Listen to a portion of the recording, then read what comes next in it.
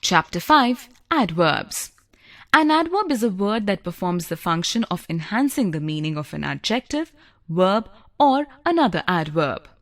Adverbs can be of three types as given below. Simple. These denote the place, time, frequency, degree, etc. of the given word. For example, twice, far, before, fully, etc. Interrogative. These are used to ask questions about the given word. For example, how, where, when, why, etc. Relative. These are used to refer to the antecedent object in the statement. For example, when, where, what, why, etc. Simple adverbs. These are further classified into many categories as given below. Adverb of place. This tells us where an action is taking place. For example, please wait here for half an hour for your appointment. He looked down to find that he had dropped his purse. The puppy followed the boy everywhere. Adverb of time. This informs us when an action is taking place. For example, please take this medicine daily and you will get well. The show will begin now. You should never exercise after consuming a meal. Adverb of manner. This lets us know how an action is taking place. For example, the bully attacked the little boy violently. You have performed well in this test. Practice hard and you will surely succeed. Adverb of degree. This indicates how much is the action happening or its extent. For example, I am completely right in my assessment. The construction has hardly progressed in the last week. Her sister paints very well. Adverb of frequency. This tells us how often is an action taking place. For example, he comes to visit me every day. Read this passage thrice before attempting any questions. A healthy diet often prevents many diseases. Adverb of reason. This establishes a relationship between a conclusion and its logic. For example, he is ill, therefore he cannot attend school. I am busy, hence I can't accompany you to the movies.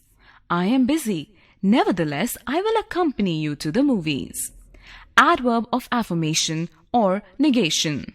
This reinforces or denies the occurrence of an action. For example, I will definitely catch a cold in the season. You are surely not abandoning me here alone. He will certainly be arriving within 10 minutes. Interrogative versus relative adverbs. We can see that the words used as interrogative as well as relative adverbs are usually the same. The difference between the two comes in their usages and what their functions. For example, when do you leave for the airport? Interrogative. I want to know when you leave for the airport. Relative. In the former example, all we are doing is asking a question about when someone leaves for the airport. In the latter example, we are not asking any question. Furthermore, when is telling us the relation between what I want to know and the time of leaving for the airport. Note, it must be kept in mind that relative adverbs can also be a part of question, but they do not perform the function of asking the query, but of establishing a connection between two clauses of the sentence. For example, where is his birthplace located? Interrogative. Do you know where his birthplace is located? Relative. How did the situation get so complicated? Interrogative. It is puzzling how the situation got so complicated. Relative. Why are you late? Interrogative. This is the reason why I am late. Relative. What is the rush? Interrogative. Can you tell me what the rush is? Relative. Adverb formation. Generally, adverbs can be created by adding ly as a suffix to an adjective. Slow, slowly. Soft, softly. High, highly. Impatient, impatiently. Ferocious, ferociously. Cheerful, cheerfully. If the adjective ends with y, we replace y with I and then add ly. Noise, noisily. Easy, easily. Unhappy, unhappily. Lazy, lazily. Bossy, bossily. Shaky, shakily. If the adjectives ends with le, we replace e with ly. Simple, simply. Single, singly. Comfortable, comfortably. Degree of comparison. Similar to the case of adjectives, many adverbs also have a degree of comparison when comparing objects or people. These are positive, no comparison; comparative, comparison between two; and superlative, comparison among many. Adverbs with one or two syllables generally form their comparative and superlative degrees by the addition of er and est respectively as suffixes to the positive degree. The adverbs that end in ly form their comparative and superlative degrees by the addition of more or less or most or least before the adverb respectively. Some adverbs use altogether new words for their comparative and superlative degrees. Some examples of the different degrees of adverbs are listed below. Positive, comparative, superlative. Near, nearer, nearest. Hard, harder, hardest. Late, later, latest. Wise, more wisely, most wisely. Loudly, more loudly, most loudly. Patiently, less patiently, least patiently. Well, better, best. Far, farther or further, farthest or furthest. Note, there are some exceptions to the rules like early, earlier, earliest, easy, easier, easiest, etc. Adverb versus its root. It is important to note that it is not always necessary that the adverb created from an adjective has a similar meaning or function. In fact, it can pertain to something entirely different from what the adjective describes. For example, the boy is short. I will meet you shortly. In the first example, short is acting like an adjective and is describing the small height of a boy. On the other hand, in the second example, shortly is acting like an adverb and means very soon. We can see that the meaning of short and shortly is very different. Some other examples are given below. Try to understand why the meanings are different for the adjective and adverb usages. He's pretty sure of himself. Adjective. She arranged the flowers in the vase prettily. Adverb. He was forced to sleep on the hard floor. Adjective. I hardly see him anymore. Adverb. We can fit the contents into this white box. Adjective. He is widely known for his singing skills. Adverb.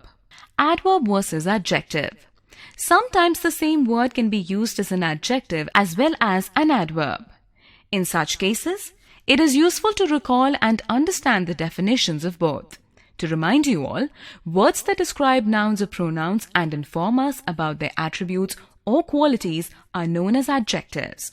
An adverb is a word that performs the function of enhancing the meaning of an adjective, verb, or another adverb. Thus, it is useful to observe a statement carefully and decide whether the word is describing a noun, a pronoun, in which case it is an adjective, or is it describing a verb or an adjective or another adverb, in which case it is an adverb. For example, I have never met a worse painter than you. Adjective. Your painting is worse than mine. Adverb. In the first example, worse is telling us a quality of the painter, which is a noun. In the second example, worse is describing a quality of the painting, which is a verb. The high tower almost touched the skies. Adjective. Don't shoot so high, you'll miss the target. Adverb. The loud music gave me a headache. Adjective. Why are you talking so loud? Adverb. Always attempt the easy questions first. Difficult questions can be done if you have spare time. Adjectives. Talking is easy. Performing is difficult. Adverbs. Using certain adverbs correctly. Much, very. Both of these have similar meanings of a lot. Very is utilized in sentences that have an adverb of the positive degree. For example, I love you very dearly. He disguised himself very cleverly. Much, on the other hand, is used in sentences that have an adverb of the comparative degree. For example, you play much better than him. He must work much harder if he wants to pass in his exams. Note, the four examples above demonstrate adverbs enhancing the meaning of another adverb. Fairly, rather, quiet.